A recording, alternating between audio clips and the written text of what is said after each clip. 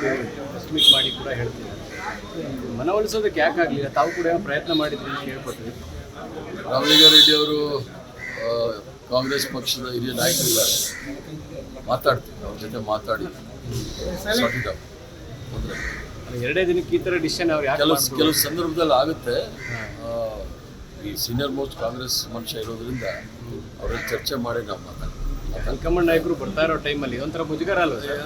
ಎಲ್ಲ ನಡೀತಾ ಇರುತ್ತೆ ರಾಜಕಾರಣದಲ್ಲಿ, ತೊಂದರೆ ಇಲ್ಲ. ಬಟ್ ಅವ್ರದ್ದು ಮಾತಾಡ್ತೀವಿ, ಅವ್ರು ಆ ಥರ ಏನೂ ಮಾಡೋದಿಲ್ಲ.